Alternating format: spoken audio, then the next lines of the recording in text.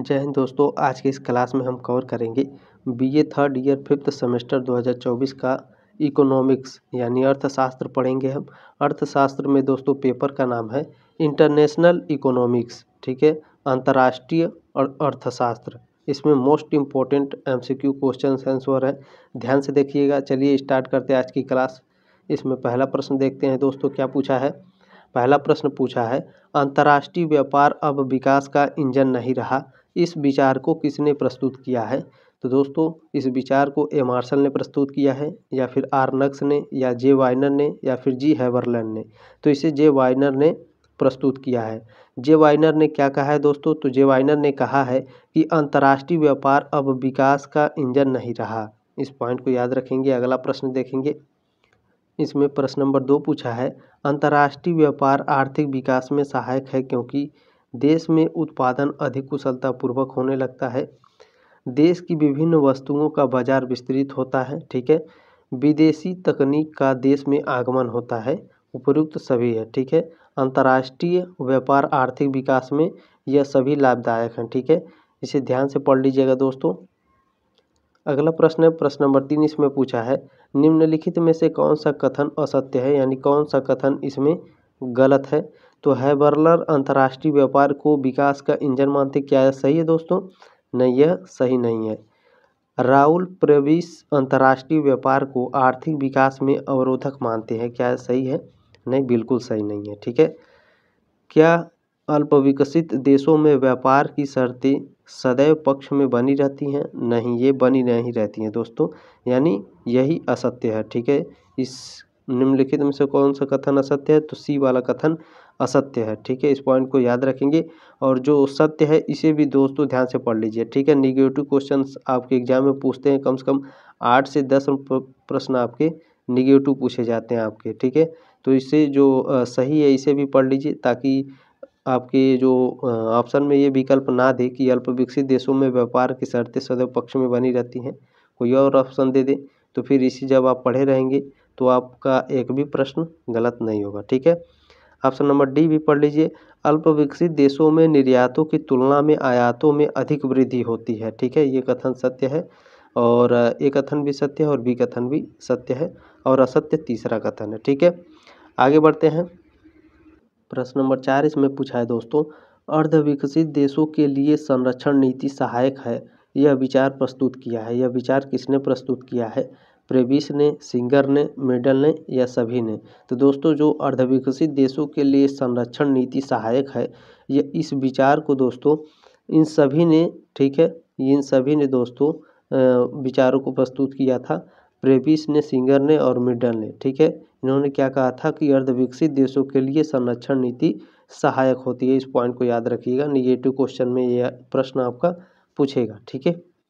दोस्तों एक बात और मैं आपको बता देता हूँ कि अगर आप इकोनॉमिक्स का बुक खरीदना चाहते हैं तो इसे आप खरीद सकते हैं। यह मात्र आपको 50 रुपये में उपलब्ध है ऑनलाइन, ठीक है। इसे अगर आप शॉप पर खरीदते हैं तो यह आपको 150 से 200 रुपये के बीच में मिलेगा, ठीक है। मैं इस नंबर को नोट कर लीजिए आप, इस पर आप व्हाट्सअप करेंगे, ठीक है। इस नंबर को नोट कर लीजिए आप।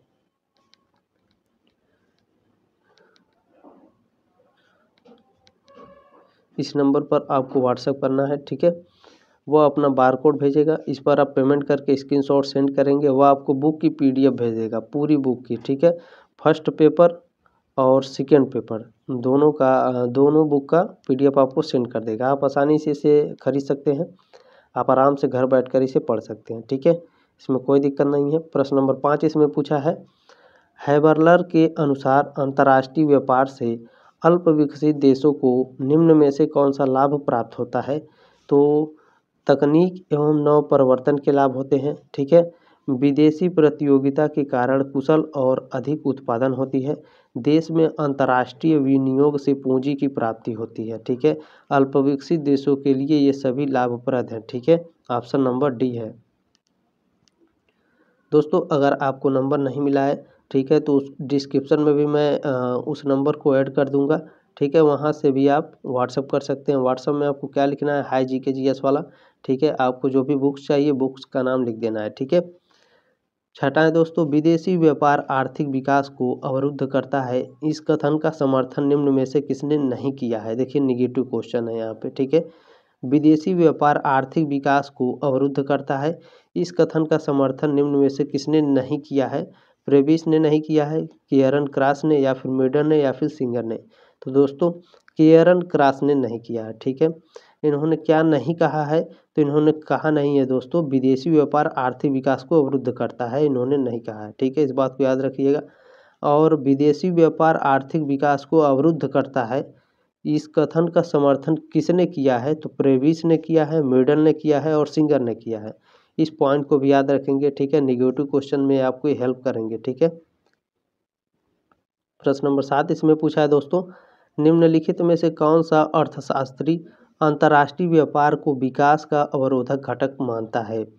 राहुल प्रेविस हैं, गुनार मेडल हैं, सिंगर हैं, या उपरोक्त सभी है? तो दोस्तों अंतर्राष्ट्रीय व्यापार को विकास का अवरोधक घटक राहुल प्रेविस भी मानते हैं, गुनार मेडल भी मानते हैं और सिंगर भी मानते हैं, ठीक है। ऑप्शन नंबर डी है। प्रश्न नंबर 8 है इसमें, अंतर्राष्ट्रीय व्यापार ने अल्प विकसित देशों में दोहरी अर्थव्यवस्था उत्पन्न की है क्योंकि, जो अंतर्राष्ट्रीय व्यापार है दोस्तों, अल्प विकसित देशों में दोहरी अर्थव्यवस्था उत्पन्न की है क्योंकि इन देशों में विकास की प्रक्रिया का प्रतिधावन प्रभाव, जिसे बैकवाज इफेक्ट, उसके प्रसरण प्रभाव यानी स्प्रेड इफेक्ट से अधिक शक्तिशाली होता है, ठीक है। इन देशों में भुगतान संतुलन के प्रतिकूल होने की प्रवृत्ति पाई जाती है, ठीक है। 8 का ऑप्शन नंबर सी होगा, ए और बी दोनों। प्रश्न को और उत्तर को ध्यान से पढ़ लीजिएगा दोस्तों, आप सभी से निवेदन है दोस्तों, इस क्लास को ज़रूर शेयर कर दीजिएगा अपने दोस्तों के साथ जो भी आपके संपर्क में है कॉलेज से, ठीक है। 5 लोग हैं तो 5 लोग को कम से कम शेयर कर दीजिएगा इस क्लास को।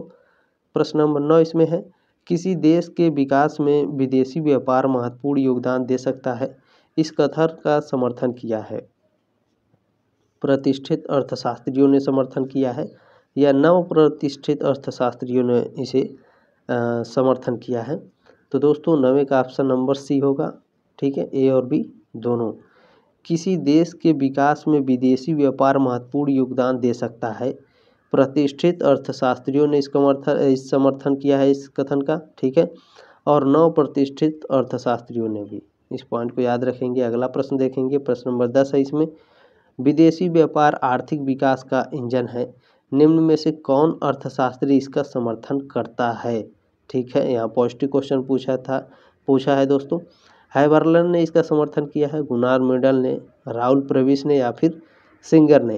तो दोस्तों इसमें हैबरलन ने, ठीक है।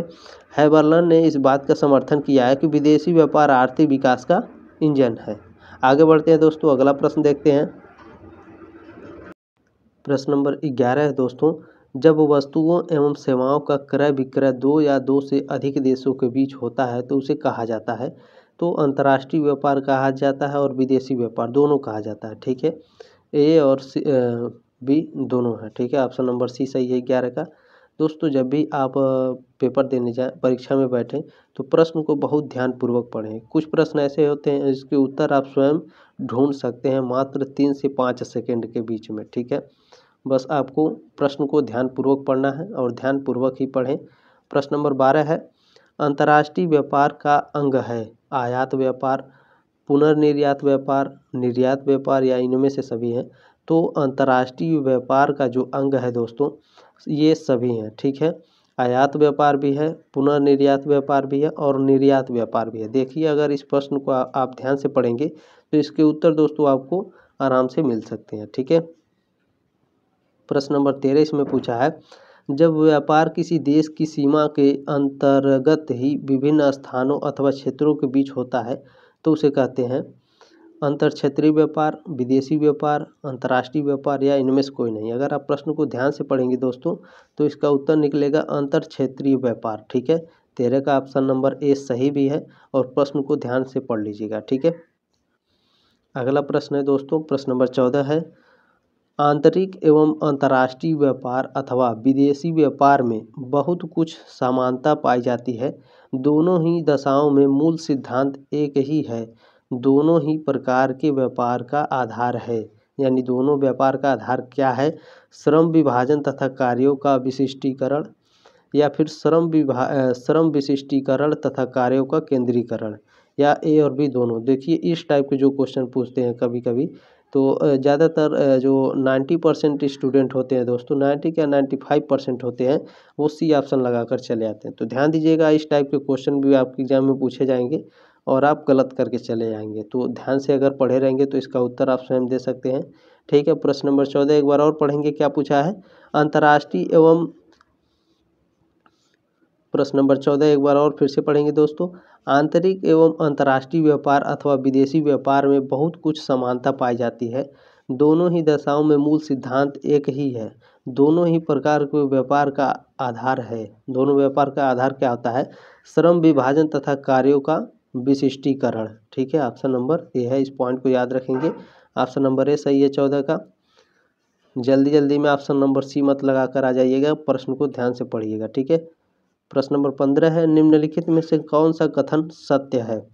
जब राष्ट्रीय आधार पर श्रम विभाजन होने लगता है तब अंतर्राष्ट्रीय व्यापार की स्थिति उत्पन्न होती। क्या यह सही है? नहीं, यह सत्य नहीं है। ठीक है, जब अंतर्राष्ट्रीय आधार पर श्रम विभाजन होने लगता है तब अंतर्राष्ट्रीय व्यापार उत्पन्न होता है, यह सही है। ठीक है दोस्तों, ऑप्शन नंबर बी है 15 का। ठीक है, ऑप्शन नंबर बी है 15 का। आगे भी देख लेते हैं। जब अंतर्राष्ट्रीय आधार पर श्रम विभाजन होने लगता है तब अंतर्राष्ट्रीय व्यापार की स्थिति समाप्त होने लगती है, गलत है। ठीक है, इसमें ऑप्शन नंबर बी सही है 15 का, ध्यान रखिएगा। प्रश्न नंबर 16 है, इसमें दो देशों के मध्य व्यापार होता है क्योंकि। दो देशों के बीच में व्यापार क्यों होता है दोस्तों? वस्तुओं में दुर्लभता होती है, लागतों में तुलनात्मक अंतर होता है, लागतों में निरपेक्ष अंतर होता है, या फिर लागतों में समान अंतर होता है। तो दोस्तों दो देशों के मध्य जब व्यापार होता है तो उसमें लागतों में तुलनात्मक अंतर होता है। ठीक है, 16 का ऑप्शन नंबर बी है। प्रश्न नंबर 17 इसमें पूछा है, विदेशी व्यापार के कारण प्रत्येक देश केवल उसी वस्तु का उत्पादन करता है जिसे वह न्यूनतम लागत में बना सके, या फिर जिसे वह अधिकतम लागत में बना सके। तो दोस्तों जब आप प्रश्न को ध्यान से पढ़ेंगे तो इसका उत्तर आएगा जिसे वह न्यूनतम लागत में बना सके। ठीक है, कम से कम लागत में बनाएगा और ज़्यादा में बेचेगा तो उसे फायदा होगा। ठीक है, प्रश्न को ध्यान से पढ़ेंगे तो आप इसके उत्तर भी स्वयं ढूंढ सकते हैं। ठीक है, प्रश्न नंबर 18 इसमें अंतर्राष्ट्रीय व्यापार का लाभ है उपभोक्ताओं को सस्ती वस्तुएं उपलब्ध होना, रोजगार के अवसरों में वृद्धि, विभिन्न राष्ट्रों की प्रगति एवं आर्थिक विकास, इनमें से सभी। तो दोस्तों इनमें से सभी होगा। ठीक है, अंतर्राष्ट्रीय व्यापार के लाभ होते हैं, उपभोक्ताओं को सस्ती वस्तुएं उपलब्ध होती हैं, रोजगार में वृद्धि होती है, जो विभिन्न राष्ट्रों की प्रगति होती है, आर्थिक विकास भी होता है। ठीक है, आगे बढ़ते हैं दोस्तों, हमारी इकोनॉमिक भी आगे जाती है हमारे देश की। प्रश्न नंबर 19 है, निम्नलिखित में से कौन सा कथन सही है जिसे वह बिना लागत के बना सकता है? क्या सही है? नहीं, बिल्कुल ये गलत है दोस्तों। ठीक है, उत्पादन व्यय में समानता व्यापार को देशों के बीच संभव बनाता है। क्या यह सही है? नहीं, ये भी सही नहीं है। उत्पादन व्यय में समानता होगी तो देशों के बीच व्यापार नहीं होगा। क्या सही है? जी बिल्कुल सही है। जब दोस्तों उत्पादन के व्यय में जब समानता होगी कि मान लीजिए अगर हम 10 रुपये का सामान बना रहे हैं और 10 रुपये में बेचेंगे तो 10 रुपये लाभ होगा, तो क्या फ़ायदा होगा? कोई मतलब नहीं है। ठीक है, तो ऑप्शन नंबर इसमें सी होगा 19 का।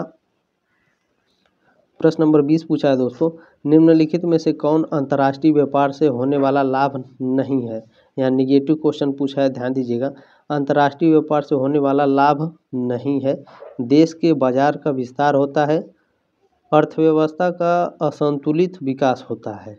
यह सही है। ठीक है, यह लाभ नहीं है, इससे कोई लाभ नहीं है। जब अर्थव्यवस्था का असंतुलित विकास होगा तो देश का कहाँ से भला होगा? ठीक है, यह प्रश्न गलत है दोस्तों, सॉरी यह उत्तर गलत है। प्रश्न नंबर 20 का ऑप्शन नंबर बी सही है इसमें। ठीक है, और बाकी भी देख लेंगे जो पॉजिटिव है। अंतर्राष्ट्रीय व्यापार से होने वाले लाभ कौन कौन से हैं? देश के बाजार का विस्तार होता है, विश्व में सभ्यता तथा संस्कृति का विस्तार होता है। ठीक है, हमारे देश का आय एवं रोजगार के अवसरों में भी वृद्धि होती है। इस पॉइंट को याद रखेंगे। ठीक है दोस्तों, मिलते हैं अगले क्लास में, तब तक के लिए जय हिंद, वंदे मातरम।